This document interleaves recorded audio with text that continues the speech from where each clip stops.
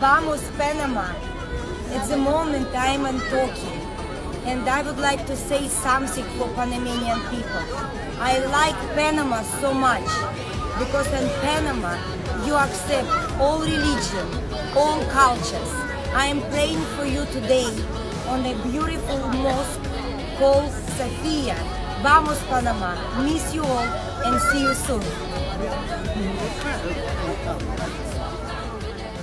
All right, let's talk Panama, a name that, in an indigenous language, means an abundance of fish, trees, and butterflies. When you hear it, what's the first thing that pops into your head? For centuries, this narrow isthmus has been a crossroads for humanity, a bridge between worlds.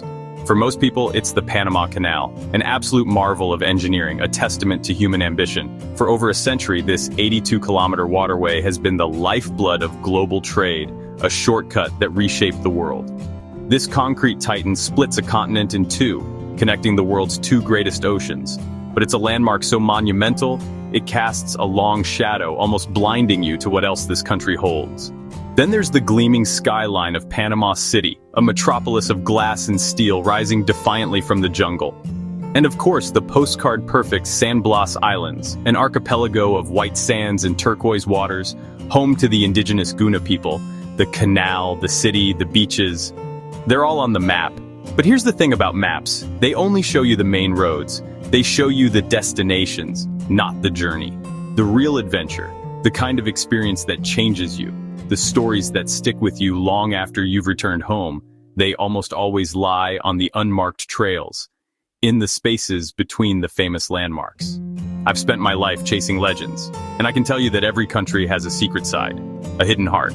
Panama is no exception. In fact, its heart beats stronger and wilder than most. Beyond the bustling city and the famous waterway, there's another Panama, a primeval world guarded by the impenetrable jungles of the Darien, one of the most formidable wildernesses on Earth. Our mission is to peel back that glossy top layer and venture deep into this hidden heart. We're trading the tourist buses for hand-carved dugout canoes, the paved roads for muddy hiking boots. We're here to find the stories the maps don't tell. A history written not in steel, but in the ancient trees and winding rivers of Panama's interior. Why do I live in Panama? I've been here going on 12 years. At first it was a struggle, but I made it work. I stuck it out. I built a life here. I have a family. I have friends. We have our business. Would I choose to live anywhere else? Not at this time. I like living in a neutral country. I like the quality of life that we have here, how modern it is, the ease of travel from Panama, being left alone, not having to have a license to go fishing. There's certain things that people think that they have called freedom in their first world countries. I guarantee that I have more freedom than you. Our first stop takes us to a place born from an apocalyptic explosion. El Valle de Anton is a charming town nestled inside the crater of a massive extinct volcano. It's the largest inhabited volcano crater in the world, which is a pretty cool claim to fame. While many visitors come here for the mild climate and the famous golden frogs, we're heading deeper. We're looking for El Chorro Macho, but not just the main waterfall everyone sees. We're pushing past it, into a narrow canyon system that feels like a gateway to another time. The air gets cooler here, the light dimmer, and the sound of the jungle changes.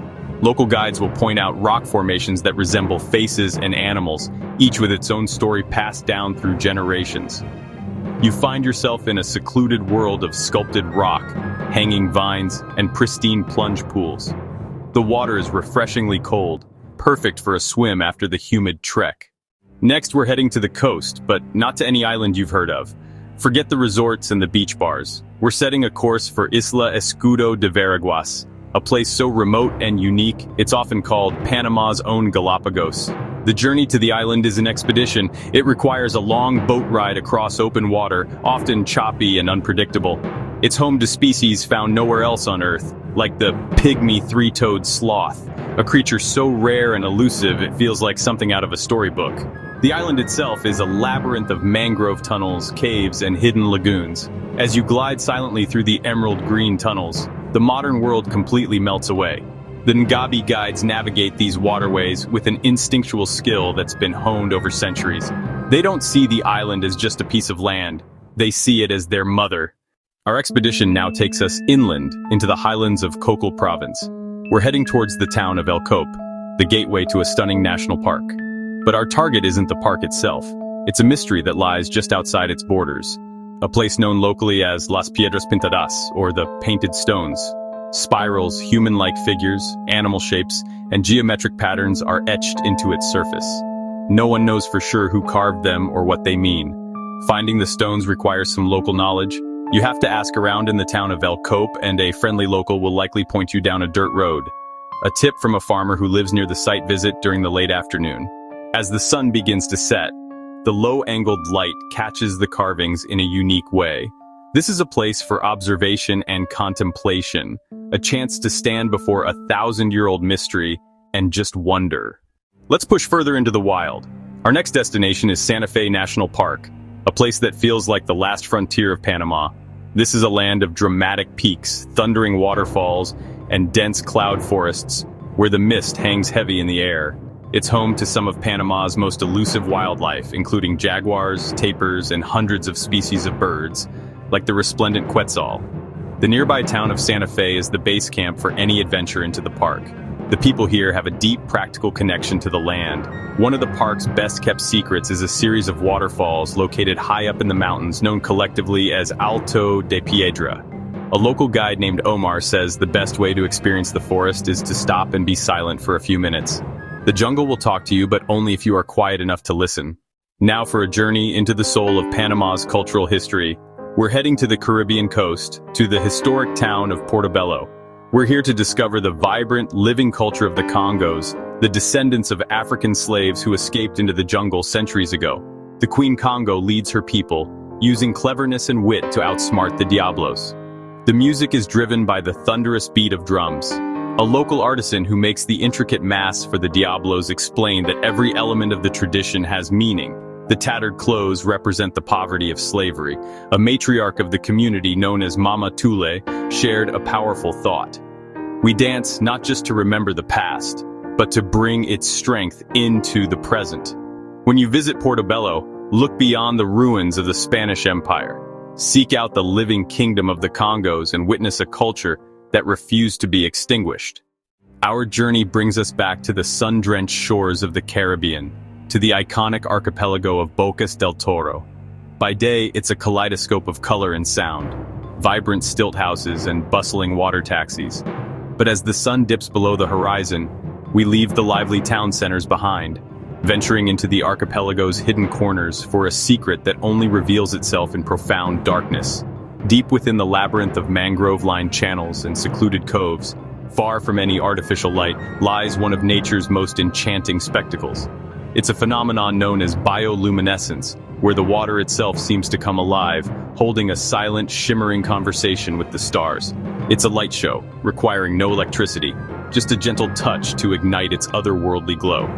The source of this ethereal glow is a single-celled organism, a type of plankton called a dinoflagellate. These microscopic beings fill these specific bays in incredible concentrations, thriving in the warm, nutrient-rich waters protected by the mangroves. Their light is a biochemical defense mechanism, a flash of cold blue-green energy released when agitated. It's not a subtle shimmer, it's a brilliant, instantaneous reaction that turns the entire bay into a canvas of living light. Slipping into the velvety bath-warm water is a leap of faith into total darkness. But the moment you move, the magic ignites. Your body becomes a brush, painting streaks of liquid light with every motion. A simple kick of your feet unleashes a swirling galaxy beneath you, while trailing your hand leaves a comet's tail of shimmering sparks. It's a completely immersive sensory experience.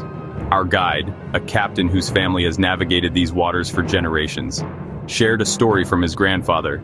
He explained that the old fishermen didn't see science in the water, they saw spirit.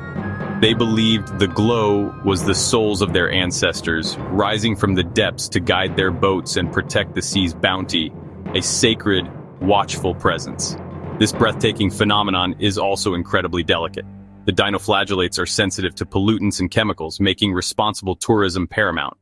Choosing a local guide who uses non-motorized transport like a kayak is essential. It's a powerful reminder that the world's greatest wonders are often its most fragile, and we are merely temporary guests in their presence, tasked with leaving them as we found them. For our final secret spot, we journey high into the mountains of Veraguas, to a place that defies every expectation of a tropical landscape. This is La Yaguada, a corner of Panama that feels plucked from another continent. The air grows cooler and the jungle gives way to something unexpected, a vast forest of Caribbean pines. This unique ecosystem exists thanks to a visionary reforestation project protecting the watershed for Panama's first hydroelectric plant. But the true heart of this reserve is the lagoon itself, a vast, serene crater lake from an ancient volcano. Its placid surface mirrors the sky and pines, a testament to how foresight and nature can coexist. To truly experience La Yaguada's magic, you must camp overnight. As the sun sets, the temperature plummets. With no light pollution, the night sky explodes into a brilliant tapestry of stars. The only sound is the wind whispering through the pines, a natural lullaby. Waking to morning mist, dancing over the cool, still water is a moment of unforgettable peace. We've journeyed from volcanic canyons to lost world islands, from ancient stones to living cultures. These journeys have revealed that the true treasures of Panama aren't just places on a map, but powerful experiences that connect us to the earth and to each other. Exploring these hidden gems comes with a responsibility. It's what I call the explorer's promise. It's a commitment to tread lightly, leaving no trace. It means supporting local communities directly, ensuring our visit benefits the guardians of these lands. It's about approaching every interaction with humility, to listen more than we speak and learn from local wisdom. The greatest discoveries aren't found in any guidebook. They're found in spontaneous moments of connection. So I encourage you to chart your own course, ask questions, and get a little lost. The real Panama, with all its mystery, its breathtaking beauty, and its spirit of adventure, is waiting for you. The expedition is yours.